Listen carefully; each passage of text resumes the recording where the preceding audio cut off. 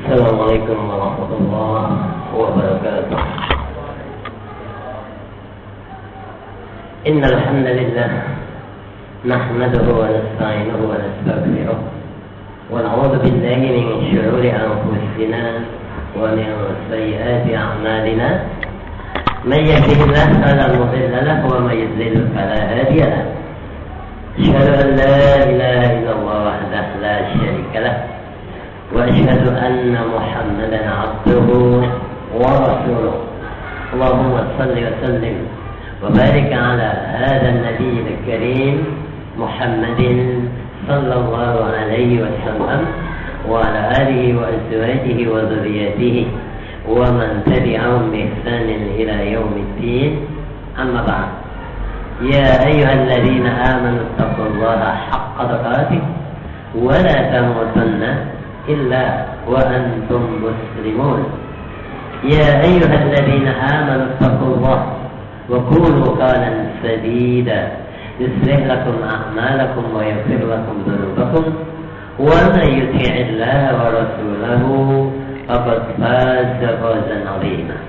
اللهم لا علم لنا إلا ما علمتنا، اللهم علمنا ما ينفعنا وزدنا علما وأصلح لنا شأننا كله ولا تكلنا إلى أنفسنا طرفة عين. Masyaallah muslimin muslimat rahimani Allah wa iyyakum ajma'in.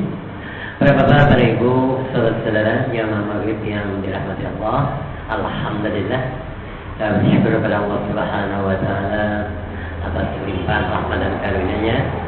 Kita semuanya dalam keadaan sehat walaupun baru saja tertimpa musibah tapi alhamdulillah malam hari ini kita bisa hadir di Masjid Al-Bayyinah Surabaya dalam rangka beribadah kepada Allah Subhanahu wa taala. Salat dan salam kepada Rasulullah sallallahu alaihi wasallam sebagai uswah hasanah dan qudwah muttaba untuk kita semuanya. Baik, malam hari ini materi kita adalah kitab Al-Kabair, yaitu dosa-dosa besar yang ditulis oleh Al-Imam Az-Zahabi. Sama-sama kita tahu ada kitab yang palsu namanya Al-Kabair juga, dinisbahkan kepada Imam Az-Zahabi juga. Dari mana tahunya? Ternyata di sana banyak hadis-hadis sahih bahkan palsu. Tapi akan kita bahas insyaallah ya berdasarkan kitab yang asli yang di dalamnya tentunya berdasarkan Al-Quran dan juga hadis-hadis yang sahih. Pada pertemuan yang lalu kita membahas tentang apa? Di antara ya firman Allah, "Fala tuzakku anfusakum huwa a'lamu biman ittaqa." Maka janganlah kalian mentazkiyah, merekomendasi diri kalian sendiri, ya, enggak boleh memuji diri, merasa hebat ini dan sebagainya, ya. Secara umum hukum asalnya enggak boleh memuji diri, apalagi karena bangga dan sombong.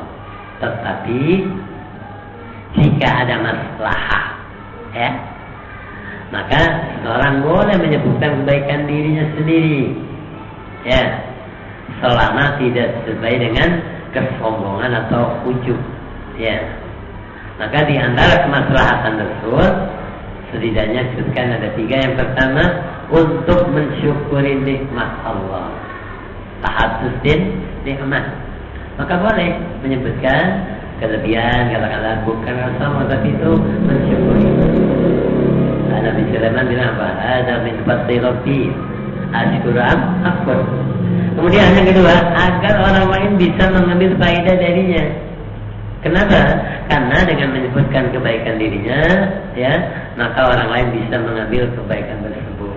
Orang nggak tahu, nggak kenal siapa dia, ya, alumni dari mana, keilmuannya bagaimana, dan sebagainya, orang nggak tahu. Maka boleh dia memperkenalkan atau menyebutkan. Sama seperti minta jabatan, kan asalnya nggak boleh. Tapi kalau dia merasa memang mampu, yang lain nggak ada yang lebih mampu, yang lebih mampu dari dia nggak ada. Dia demi menyelamatkan bangsa, katakanlah, ya, seperti Nabi Yusuf alaihissalam. Ya, Nabi Yusuf berkata, Sebagaimana dalam Al-Quran surat 55, apa minta Nabi Yusuf? Qala ja'alni ala khazainil ardh inni hafidun alim. Ini bukan dalam rangka tazkiyah. Jadikanlah aku pengelola perbendaharaan negeri Mesir. Terus sekarang jadi bulog kalau zaman dulu ya. Karena ketika itu kan krisis makanan. Kalau tidak minta takwil daripada Nabi Yusuf, apa harus dilakukan? Mungkin rakyat Mesir bisa mati kelaparan. Itu kan yang mimpi itu kan. Akhirnya dia minta posisi itu. Sesungguhnya aku adalah orang yang pandai menjaga amanah, lagi sangat berpengetahuan. Jadi Nabi Yusuf melihat nggak ada orang lain yang bisa mengambil amanah tersebut, nggak akan selesai gitu. Makanya dia boleh mengajukan diri, ya, minta diangkat sebagai pejabat tertentu. Ini dalam rangka supaya orang bisa ambil faedah, bukan untuk berbangga-bangga atau sombong. Jadi tujuan Nabi Yusuf alaihissalam menyebutkan kelebihan dirinya agar bisa dimanfaatkan pada jabatan yang tepat.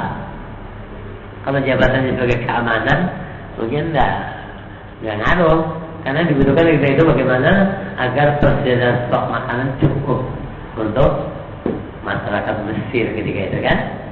Ini sesuai dengan kelebihannya, gitu kan. Maka dengan demikian manfaat akan bisa maksimal untuk masyarakat negeri Mesir ketika itu dan sekitarnya. Kemudian Ibnu Mas'ud radhiyallahu juga mengatakan, "Walau a'lamu ahadan a'lama minni bi kitabillah." Siapa enggak kenal Ibnu Mas'ud? Itu paling tahu isi Al-Qur'an. Sampai Nabi perintahkan, kasih rekomendasi, mau belajar Al-Qur'an seperti turun, belajarlah sama Ibnu Mas'ud. Hebat ya. Nah, tapi mungkin orang enggak tahu mereka kan. Maka dia bilang gitu, ya, seandainya aku tahu ada seseorang yang lebih tahu tentang Al-Quran daripada saya, nggak ada kan? Maka apa? Kata Nabi kata Ibnu Mas'ud, ya, walau a'lam ahadan a'lama minni bi kitabillah tablughul ibil, yang bisa ditempuh dengan unta, itu kan sarana transportasi unta. Mau ke Syam, ke Mesir, kemana saja, ya kalau bisa ada orang lebih tahu, lebih alim, lebih hebat tentang ilmu Al-Quran, maka ya tentunya Abdullah bin Mas'ud akan bersafar ke sana, akan belajar lagi kira-kira, yang mau bertemu orang tersebut. Jadi saya ya, walau alam ahadan a'lama minni bi kitabillah tablughul ibil tuballighunihi la raqibtu ilaih, pasti aku akan bersabar padanya, akan belajar lagi kira-kira. Ini Ibnu Mas'ud ini yang paling pakar dalam bidangnya, gitu ya. Maka Ibnu Hajar rahimahullah memberikan komentar tentang perkataan Ibnu Mas'ud tadi. جواز ذكر الإنسان نفسه بما فيه من الفضيلة بقدر الحاجة، ويحمل ما ورد من ذم ذلك على من وقع ذلك منه فخرا أو حجابا. Bolehnya seseorang menyebutkan keutamaan dirinya, kelebihan dirinya, katakanlah kehebatannya, sesuai kebutuhan untuk menyebutkannya, ya, sesuai dengan kebutuhan saja. Adapun celaan yang terkait dengan hal ini, siapa dicela ketika membanggakan, ya, maka dibawakan kepada siapa? Seseorang yang melakukannya karena sombong dan karena ujub.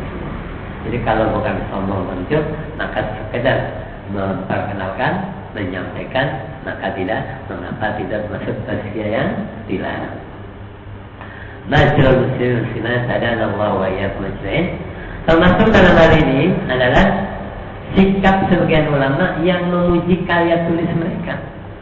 Ya, buat kitab, tapi dipujinya seperti dalam kitab ini kan, ini kitab bermanfaat, kitabun nafi', gitu kan? Bukan karena dia, bukan karena membanggakan kalian, tetapi agar kaum muslimin perhatian terhadap kitab yang mereka tulis, agar tertarik. Oh, ini kitab bermanfaat nih, kita harus membacanya. Kalau sekarang buku-buku kan judulnya menarik kan, supaya orang beli. Misalnya ini ada kadang Judulnya bombastisnya, ingin rezeki lancar, sholat duha. Bukunya, tapi nggak tahu gimana penjelasannya. Dan banyak itu supaya menarik orang gitu ya. Tapi kalau itu promosi berlebihan nggak boleh. Itu termasuk menipu gitu kan. Tapi ini dalam rangka mengomentari apa yang sebenarnya, sehingga ya bisa mengambil faedah dari kitab tersebut banyakkan orang. Maka di antara contohnya adalah perkataan Ibnu Hajar di awal kitabnya ini, Nuzhatun Nadari fi tawdihi nukhbatil fikr, ya, samaituha, apa dinamakannya, nukhbatul fikr fi mustalah ahli al-athar, ya, aku menamakannya nukhbah, ya, nukhbah al-fikr fi mustalah ahli al-athar, ya, ala tarbibi iftakartuhu wa sabilin intahajtuhu ma dhamantu ilaih min syawaridil faraid wa zawaidil faraid, dengan metode yang aku ciptakan, ya, temukan sendiri, metode baru sebenarnya, jalan yang aku buat bukan duplikat, bukan plagiat, tapi memang betul kan ya, murni ya, disesuai dengan faedah-faedah yang jarang dan faedah-faedah tambahan. Artinya ini menarik, ini perlu dibaca, perlu dipahami. Demikian juga dilakukan oleh Az-Zahabi, ya, Imam Az-Zahabi dalam mukadimah kitab Al-Qadir ini, di mana beliau menyifati kitab beliau dengan kitab yang bermanfaat. Ada kitabun nafi. Yang ketiga, ya, maslahah, menyebutkan kelebihan atau kebaikan diri dalam rangka membantah tuduhan yang tidak benar. Dia orang hebat, ulama, masa dikritik, dibilang sholatnya nggak benar, kan harus dijelaskan. Maka siapa dia, jelaskan ini kan? Ya, contohnya apa? Bagaimana dilakukan oleh Sa'ad bin Abi Waqqas, sahabat Nabi, Masya Allah. Ketika beliau dituduh dengan tuduhan yang tidak oleh siapa? Oleh Bani Asad, maka Sa'ad pun menjelaskan kemuliaan beliau untuk membantah tuduhan tersebut. Jadi tuduhan orang benar. Masa dibilang ya salatnya nggak benar misalnya, ya. Maka beliau mengatakan, Inni la awwalul arabi ramadissamin fi sabilillah. Sesungguhnya aku adalah orang Arab pertama yang memanah dalam jihad fi sabilillah. Dalam perang pertama kali dia melepaskan panah. Jadi nggak sembarangan. Ya. Wa ra'aitu lanawtu wa ma lana ta'amun ila warqul khudra wa nasamut wa inna ahadana la yadau kama tadaw as-sab, ya, ma lau khirab thumma asbahat banu asadin tuhazziruni ala al-islam khibtu idan wa dhalla sa'i. Ini dalam Sahih Bukhari, ya. Apa kata sini Sa'ad bin Abi Waqqas ketika dikritik orang atau dianggap dia bukan orang yang berilmu, ya. Sesungguhnya aku adalah orang Arab pertama yang memanah dalam jihad fi sabilillah. Kami pernah berperang dalam kondisi tidak ada makanan sama sekali, ya, kecuali dedaunan dari pohon yang berduri. Sampai-sampai salah seorang dari kami buang hajat sebagaimana kotoran kambing yang kering. Gak ada makanan, berperang. Lalu Bani Asad ingin mengajariku dan meneruskan aku tentang Islam, ya, yaitu mereka menuduh saat ini, ya, tidak benar sholatnya. Sahabat Nabi ikut berperang dengan Nabi, dibilang sholatnya gak benar. Kalian tahu ya, saya itu perang sama Nabi. Ya kalau sekarang mungkin veteran, ya, pernah perang belum pernah belajar macam-macam, ya. Jadi riwayat sirahnya, pengalamannya, ilmunya dijelaskan. Maka sungguh tidak disina amal solehku sebelumnya. Kalau betul-betul sholatnya nggak benar, percuma lah, kira-kira gitu. Jadi ini bukan dalam rangka tazkiyah, tapi membela diri. Karena orang menuduh yang enggak kan gitu. Kemudian Ibnu Hajar juga menjelaskan sebab bolehnya saat memuji dirinya dengan makanan. Anna dzalik faghalahu lamma ayyarahu al-juhal bi annahu la yuhsinu shalah. Ya, fattara ila dzikri fadli wal bid'atu idza khalat 'anil baghi wal istitalah. Hal ini boleh dibaginya. Ini boleh membela diri saat tadi itu. Karena orang-orang bodoh yang nggak tahu dia, nggak kenal dia, telah mencelanya dengan menyatakan apa? Bahwa beliau tidak benar sholatnya. Sampai Nabi bilang nggak benar sholatnya. Maka terpaksa beliau harus menyebutkan kemuliaan beliau. Ya. Jadi pujian jika tanpa disertai kezaliman dan menjatuhkan orang lain, ya, orang kadang juga boleh ngangkat dirinya, orang lain menjatuhkan. Itu masalahnya. Tapi kalau menghiruskan dirinya, pengalamannya, ilmunya dan sebagainya, tapi orang lain tidak dijatuhkan, tidak masalah. Yang masalah dia naikkan, orang dijatuhkan kan itu. Dan tujuannya adalah untuk menampakkan kebenaran dan mensyukuri nikmat Allah. Wa kana maqsudu qa'iliha, maksud yang mengucapkan itu adalah idharul haq, menampakkan yang hak, yang benar, wa syukra nikmatillah. Dalam yakra akan ada masalah dalam hal ketika dibenci, ya. Karena law qala al-qa'il inni la hadith bi kitabillah alim bi tafsiri wa bil fiqh fi qasidan idhar syukri aw ta'rif ma indahu li istafad wa law lam yakul dzalika lam yuhlam halu. Bisa jadi misalnya seseorang mengatakan aku ini hafiz Quran. Memang betul-betul ada ya. Ya kalau misalnya dicari untuk imam ya, imam Ramadan, siapa nih? Saya hafiz. Ya, maksudnya dia ingin mengenalkan. Memang dia betul-betul hafiz 30 juz, mungkin kan? Kan lebih bagus dipakai daripada yang belum jelas, gitu kan? Jadi kalau mengatakan misalnya, ya, inni hafizun li kitabillah, saya adalah hafiz Al-Quran, kitabullah, alimun bi tafsir, bahkan sangat menguasai tafsirnya dan pakai di dalam agama. Maksudnya kan dalam rangka menampakkan syukur, ya. Jadi tujuannya untuk bersyukur atau memberitahu, ya, kelebihannya agar orang bisa mengambil manfaat darinya. Daripada orang lain yang enggak hafal sudah jadi imam, kan bagus yang jelas-jelas hafal misalnya. Seandainya ia tidak mengucapkannya, maka tidak diketahui kelebihannya tersebut. Ini kadang pernah terjadi misalnya di satu masjid hari Jumat, khotibnya nggak datang, kan? Itu gimana? Siapa yang mau? Kadang banyak juga itu. Walaupun banyak ustaz kan pengurus nggak tahu siapa itu. Kadang siapa yang bisa? Insyaallah saya bisa. Kan apa-apa. Saya ya sekedar bukan dia berbangga, tapi nggak mungkin lah sholat bubar gara-gara. Dulu kan pernah ada ya khotibnya nggak jadi sholat Jumat. Dulu pada terjadi. Tapi sekarang sholat banyak lah. Tapi kadang walaupun banyak ustaz, pengurus nggak kena. Ustaz juga segan kan menonjolkan diri. Makanya kadang kalau model di Baitul ini, kalau ustaz khotib nggak datang, berdiri pengurus. Tolong khotib nggak datang. Siapa yang mampu bersedia? Kan itu. Jadi ini. Ya, memang ya kadang-kadang rencana kita kan nggak selalu lancar ya. Kadang ada juga uzur ya. Kemudian perkataan Az-Zahabi, "Razzaqanallahu istinabaha bi rahmatih." Semoga Allah Subhanahu wa taala menganugerahkan kepada kita untuk bisa menjauhi dosa-dosa besar tersebut dengan kasih sayangnya. Jadi kalau bukan rahmat Allah, bukan kasih sayang Allah, sulit menghindari dosa-dosa besar. Makanya jangan sombong, ya. Kita selalu minta kepada Allah agar terhindar dari dosa besar. Karena ini masalahnya apa? Penting. Kalau bisa menjauhi dosa besar, dosa kecil dihapuskan. Bahkan ada jaminan bisa masuk surga. Syaratnya dijauhi dosa besar.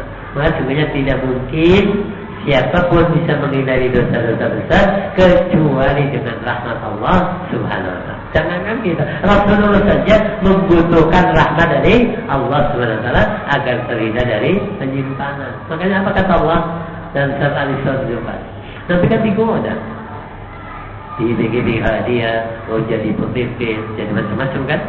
Maka dikatakan kata Allah, walaula an sabbatnaka laqad kitta tarkanu ilaihi syai'an qalila. Dan kalau kata Allah, kalau kami tidak memperkuat hatimu, kan ditawarkan kan mau jadi orang paling kaya, mau jadi pemimpin, mau istri yang paling cantik dan sebagainya, harta paling banyak, kan dulu pernah orang Quraisy menawarkan ini kan? Dia kan cukup menggiurkan. Maka Allah katakan, dan kalau kami, kata Allah, tidak memperkuat hatimu, niscaya kamu hampir condong sedikit kepada mereka. Jadi ini kan lemahan mudah terpengaruh. Kenapa? Karena Rasulullah SAW mendapatkan godaan yang sangat luar biasa dari para pembesar kafir Quraisy, berbagai macam tawaran, iming-iming gitu ya. Beliau SAW dirayu dengan berbagai tawaran dunia yang cukup menggiurkan ya. Seandainya Allah tidak mengukuhkannya, tentu beliau akan terpengaruh dan condong kepada mereka. Dan oleh sebab itu pertama orang tahan, apalagi nominalnya sedikit. Ketika sering dapat juga kan, apalagi angkanya besar, ya bisa jadi gitu kan. Karena Allah tidak menguatkan hatinya untuk menghindari suap kan gitu misalnya. Maka kita tidak bisa meninggalkan dosa-dosa ini kecuali disebabkan rahmat Allah Subhanahu wa ta'ala. Ya mungkin dahulu ada ya orang yang pernah hidup di zaman yang penuh kemaksiatan bisa ada. Kemudian ya bisa juga menyukai kemaksiatan tersebut. Mungkin juga ada orang yang pernah berzina, minum khamr, mendengar musik, mengganggu orang lain dan sebagainya. Ya, jika tidak diberi hidayah oleh Allah, ya, maka tidak mungkin lepas dari itu. Bahkan orang saja udah dapat hidayah, ada bisa melupakan masa lalunya, ada nggak bisa. Orang berhenti misalnya karena dia merokok, dia berhenti, tapi ingin terus. Misalnya, bisa juga model musik misalkan, udah nggak meninggalkan musik, tapi kadang kalau lagu-lagu nostalgia kan, ada musik kadang masih gerak-gerak gitu ya, otomatis ya. Jadi sudah ada yang bisa melupakan, ada juga yang tapi bisa meninggalkan, cuma belum bisa ya move on, control gitu ya. Jadi mereka cerita ya, oleh karenanya hanya rahmat Allah lah yang membuat kita bisa terhindar dari dosa-dosa besar. Maka jika Allah tidak memberikan rahmat kepada kita, maka kita akan terus tenggelam dalam dosa-dosa tersebut. Itulah Allah sebutkan dalam surat An-Nur ayat 21. Walau la fadlullahi 'alaikum wa rahmatuhu ma zaka minkum min ahadin abada walakinna Allah yuzakki man yasha wallahu samii'un 'aliim. Kalau bukan karena karunia Allah dan rahmatnya kepadamu, niscaya tidak seorang pun di antara kamu bersih dari perbuatan keji dan mungkar.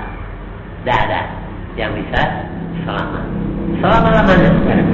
Akan tetapi Allah SWT membersihkan siapa yang dia kehendaki, dan Allah Maha mendengar lagi Maha mengetahui. Para bapak, para ibu, saudara-saudara yang mengagumi mendemati Allah. Kemudian ini masih pengantar. Imam Az-Zahabi juga mengatakannya, di antara menyebutkan ayat-ayat surat An-Nisa 31 ya. Il tajtanibu kaba'ira ma tunhauna 'an nukaffir 'ankum sayyi'atikum wa nudkhilkum madkhalan karima. Jika kamu menjauhi dosa-dosa besar, kata Allah yang dinukil oleh Imam Az-Zahabi rahimahullah, di antara dosa-dosa yang dilarang kamu mengerjakannya, kamu jauhi. Niscaya kami, kata Allah, hapus kesalahan-kesalahanmu. Apa maksudnya di sini? Nukafir ankum sayyidikum, kesalahan maksudnya dosa-dosa kecil akan dihapus. Jadi dengan meninggalkan dosa besar, otomatis dosa kecil dihapus. Gak perlu tobat. Masya Allah, ini kemurahan dari Allah kan. Dan kami masukkan kamu ke tempat yang mulia, maksudnya surga. Jadi di antara syarat untuk masuk surga, kalau dari sisi ini tinggalkan dosa besar, ya, maka ada jaminan dari Allah untuk memasukkannya ke dalam surga. Berdasarkan ayat ini, Allah telah menjamin bahwa orang-orang yang meninggalkan dosa-dosa besar akan masuk ke dalam surga. Kemudian mari kita lihat surat Asy-Syura ya, ayat 37. Walladzina yajtanibuna kaba'iral itsm wal fawahish wa idza ghadibu hum yaghfirun. Bagi orang ya, dan bagi orang-orang yang menjauhi dosa-dosa besar dan perbuatan-perbuatan keji, dan apabila mereka marah, mereka memberi maaf. Ini termasuk ciri-ciri sifat-sifat penghuni surga, itu kalau marah mudah memaafkan. Juga dalam surat An-Najm 32, alladzina yajtanibuna kaba'iral ismi wal fawahish illa al-lamam. Yaitu orang-orang yang menjauhi dosa-dosa besar dan juga perbuatan keji yang selain dari kesalahan kecil. Karena nggak ada yang bisa menghindari dosa kecil, nggak ada. Yang bisa sebenarnya para nabi mungkin dan malaikat. Manusia, selagi dia manusia, nggak akan bisa menghindari dari dosa kecil. Makanya syarat untuk masuk ke surga nggak harus meninggalkan dosa kecil. Ini bukan berarti mereka ya. Artinya memang sulit ditinggalkan, gitu kan? Kemudian kata Nabi SAW, as-salawatul khamsu wal jumu'atu ilal jumu'ah kafaratul lima bainahun ma lam turshal kabair. Rawahu Muslim. Ya, kata Nabi dalam Imam Muslim, salat yang 5 waktu, salat Jumat sampai Jumat berikutnya adalah penghapus dosa, yaitu dosa-dosa kecil di antara waktu-waktu tersebut selama tidak dikerjakan dosa-dosa besar. Jadi dari zuhur ke asar ada dosa kecil, asar gugur dari zuhur. Dari asar ke maghrib ada dosa pas salat maghrib, begitu gugur. Begitu juga Jumat kemarin sampai Jumat nanti tentu banyak dosa. Pas salat Jumat gugur dosa antara 2 Jumat. Inilah ya. Ini dosa-dosa yang otomatis Allah gugurkan, tidak perlu bertaubat. Kemudian Al-Zahabi rahimahullah menjelaskan keutamaan meninggalkan dosa-dosa besar dengan membawakan 3 ayat semuanya menunjukkan keutamaan meninggalkan dosa-dosa besar. Ya, pertama disebutkan ya, tajtanibu kaba'ira ma tunhana an, ya. Jika kamu menjauhi dosa-dosa besar, di antara dosa-dosa yang dilarang kamu kerjakannya apa yang dijanjikan Allah? Niscaya kami hapus kesalahan-kesalahanmu, yaitu dosa-dosamu yang kecil, dan kami masukkan kamu ke tempat yang mulia, yaitu surga. Jadi pada ayat ini Allah SWT menjamin 2 perkara bagi orang yang meninggalkan dosa besar. Tinggalkan dosa besar, Allah berikan dua jaminan. Yang pertama apa? Allah SWT akan menghapuskan dosa-dosa kecilnya. Artinya Allah Azza wa Jalla tidak peduli dengan dosa-dosa kecil lu, enggak dihitung lagi, jadi anggap. Yang kedua, Allah akan memasukkan ke dalam surga. Jadi ayat ini sesuai dengan sabda Rasulullah SAW yang disebutkan dalam Muslim, as-salatul khamsu wal jumu'atu ilal jumu'ah kafaratul lima bainahun ma lam tuksal kabair. Jadi antara salat itu ya, antara salat digugur, antara Jumat dengan Jumat, bahkan dalam Islam ya Ramadan ke Ramadan itu kan. Jadi salat 5 waktu dan salat Jumat ke Jumat berikutnya adalah penghapus untuk dosa antara keduanya. Antara salat dengan salat atau antara Jumat dengan Jumat yang tekanan selama tidak melakukan dosa besar. Ini pentingnya ya. Kan tinggal meninggalkan. Kalau perintah kan harus mengerjakan, berarti tinggalkan saja. Tapi kadang meninggalkan justru malas, kan? Ini menunjukkan apa? Menunjukkan bahwa jika kita menunaikan salat 5 waktu, maka dosa-dosa kecil di antara waktu subuh dan zuhur akan diampuni. Kapan? Ya, ketika sampai salat berikutnya. Begitu juga dosa-dosa kecil antara 2 waktu salat maghrib, ala wajib lainnya. Demikian pula halnya dengan jika kita salat Jumat berikutnya.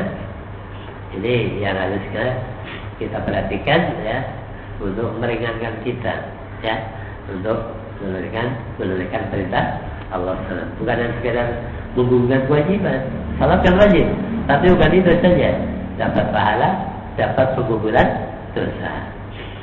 Kemudian ada ayat yang kedua tadi, dan bagi orang-orang yang menjauhi dosa-dosa besar dan perbuatan-perbuatan keji, dan apabila mereka marah, mereka memberi maaf. Nih, ya. Para ulama berselisih tentang perbedaan antara al-kabair, kan dosa-dosa besar, dengan al-fawahish, perbuatan-perbuatan keji. Apa bedanya? Dosa besar dengan perbuatan keji. Memang ada beberapa sama. Ya, ini ada setidaknya ada 3 pendapat. antara kabair dosa besar yang akan kita bahas ini, kemudian fawahish, perbuatan keji. Ada yang berpendapat bahwa al-fawahish itu yaitu kabair juga, disebutkan dalam rangka untuk penekanan, stressing, menegaskan, karena semua dosa besar adalah perbuatan keji. Ini satu pendapat ya. Jadi kita sebutkan kabairul ism, kemudian wal fawahish. Ada yang berpendapat yang kedua bahwa al fawahish adalah termasuk dosa-dosa besar, hanya saja dosa-dosa besar yang parah, seperti apa? Membunuh dan berzina. Ini termasuk yang lebih berat, sehingga penyebutan al-fawahish setelah al-kabair adalah penyebutan khusus setelah umum. Dosa-dosa besar itu secara umum, katakanlah 70 gitu ya. Kemudian yang fawahish ini lebih khusus. Dan yang ketiga, ada yang mengatakan bahwa al-fawahish adalah dosa-dosa besar yang mengharuskan hukum had. Katakanlah mencuri sampai nisab potong tangan, ya, atau berzina terbukti dilacak sampai mati misalnya, membunuh dibunuh lagi, kan ada hukum hadnya. Jadi dalam surat ini, ayat ini Allah sebutkan dalam konteks memuji orang yang beriman, ya. Walladzina yajtanibuna kaba'iral itsmi wal fawahish wa idza ma ghadibu hum yaghfirun. Dan bagi orang-orang yang menjauhi dosa-dosa besar dan perbuatan-perbuatan keji, dan apabila mereka marah, mereka memberi maaf. Ayat ini Allah SWT sebutkan dalam konteks memuji orang-orang yang beriman yang berhak mendapatkan surga, ya, di mana mereka memiliki beberapa sifat mulia. Kalau kita perhatikan ini sebenarnya dari ayat 36, ya, 37, 38. Fama utitum min syai'in famata'ul hayatid dunya, wa ma indallahi khairun wa abqa lil ladzina amanu wa 'ala rabbihim yatawakkalun. Apapun kenikmatan yang diberikan kepadamu, maka itu adalah kesenangan hidup di dunia. Sedangkan apa maksud kenikmatan yang ada di Allah, maksudnya di surga, lebih baik dan lebih kekal bagi orang-orang yang beriman dan hanya kepada Tuhan mereka bertawakal. Baru ayat kita pakai saja oleh penulis. Walladzina yajtanibuna kaba'iral itsm. Kenikmatan itu juga lebih baik dan lebih kekal bagi orang-orang yang menjauhi dosa-dosa besar dan perbuatan-perbuatan keji, dan apabila mereka malah segera memberi maaf. Kemudian ayat berikutnya di satu rangkaian, walladzina istajabu li rabbihim wa aqamus shalah wa amruhum syura bainahum wa mimma razaqnahum yunfiqun. Juga lebih baik dan lebih kekal bagi orang-orang yang menerima, maksudnya mematuhi seruan Tuhan dan mendirikan salat, sedangkan urusan mereka diputuskan dengan musyawarah di antara mereka. Jadi mereka menginfakkan sebagian dari rezeki yang kami anugerahkan kepada mereka. Jadi pada rangkaian 3 ayat ini, ya, kalau digabungkan, ya, di sini Allah menyebutkan sifat-sifat orang-orang beriman yang berhak mendapatkan surga. Digabungkan. Jadi 3 ayat tadi, ayat 36, 37, 38. Siapa mereka? Yang pertama beriman, ya. Yang kedua bertawakal. Yang ketiga meninggalkan dosa-dosa besar. Ini termasuk sifat orang yang calon penghuni surga, katakannya. Yang keempat, jika marah segera memaafkan. Ini berat kan? Maaf, penghuni surga itu ya salatnya ketat, kan? Yang kelima, patuh terhadap seruan Allah. Dan yang keenam, mendirikan salat. Yang ketujuh, bermusyawarah. Yang kedelapan, dia juga berinfak. Inilah ya di antara sifat-sifat orang beriman. Maka di antara sifat tersebut adalah meninggalkan dosa-dosa besar yang akan kita bahas ini. Jadi ini menunjukkan bahwa orang yang meninggalkan dosa-dosa besar adalah mereka yang dipuji oleh Allah dan merupakan mukmin yang sempurna yang dijanjikan surga. Dianggap sempurna, cukup syarat untuk masuk ke dalam Ya, kalau dosa kecil nggak bisa dihindari. Ya, gimana kita bisa menghindari? Ya, tantangan. Kalau dulu mungkin diangkut contohnya, sekarang di medsos. Walaupun kajian, walaupun cerita, walaupun ada juga kadang bahkan penyiar TV pun kadang pakaiannya tidak. Ya, jadi nggak mungkin kita bisa menghindari dosa-dosa kecil. Allah tahu kan, makanya kalau dosa kecil itu merupakan syarat, ya berat banget itu kan. Kemudian yang ketiga tadi alladzina yajtanibuna kaba'iral itsm ya wal fawahisha illal lamam, yaitu orang-orang yang menjauhi dosa-dosa besar dan perbuatan keji yang selain dari kesalahan kecil. Ayat ini juga menjelaskan sifat penghuni surga. Apa itu?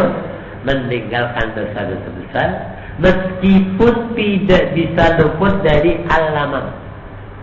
Tidak bisa lepas dari dosa kecil. Tapi dosa besar tinggalkan. Ya.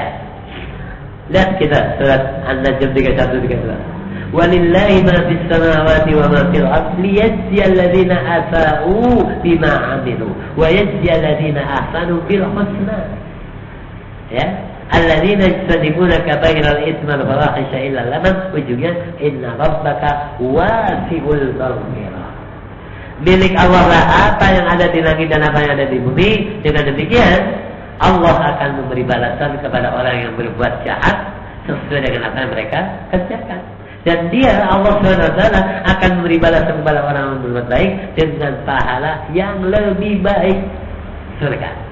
Lebih baik, bahasa lebih baik. Mereka kata Allah SWT ya adalah orang-orang yang menjauhi dosa-dosa besar dan perbuatan keji. Akan tetapi mereka memang melakukan dosa-dosa kecil.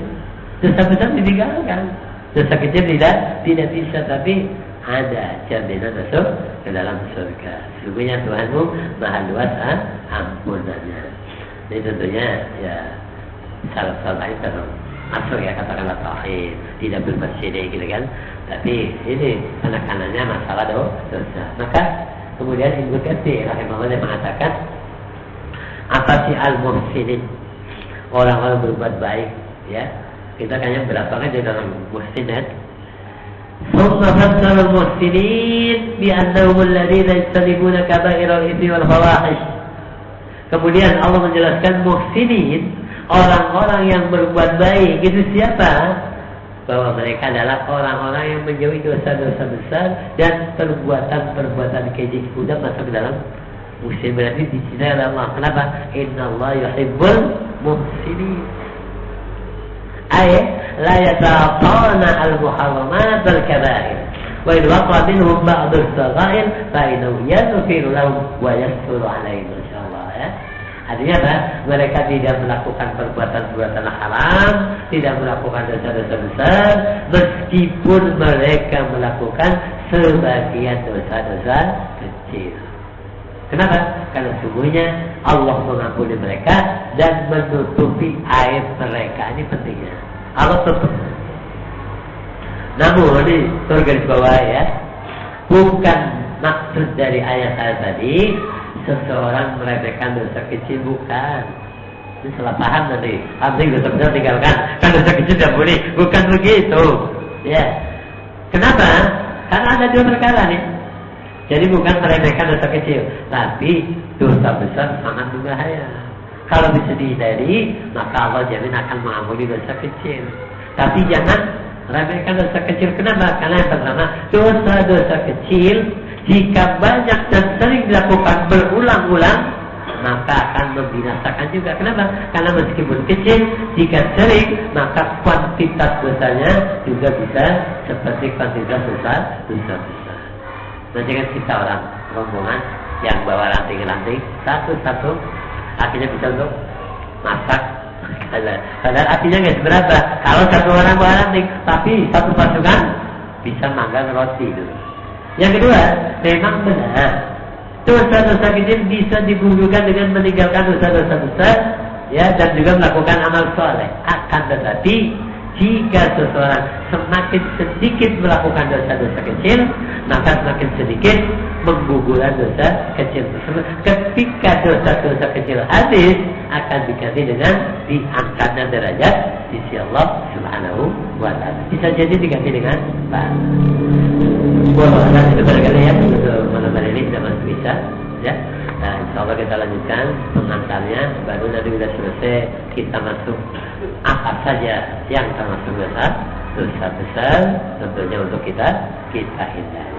Mudah-mudahan Allah berikan taufik kepada kita untuk bisa menghindari dosa besar, dan juga Allah tentunya pasti menepati janjinya bahwasanya yang meninggalkan dosa besar akan dikuburkan dosa kecil. Demikian billahi taufik wal hidayah wal afu bikum. Kita cukupkan dengan doa kafaratul majlis. Subhanakallahumma wa bihamdika asyhadu an la ilaha illa anta astaghfiruka wa atubu ilaik. Mohon maaf. Wassalamualaikum warahmatullahi wabarakatuh.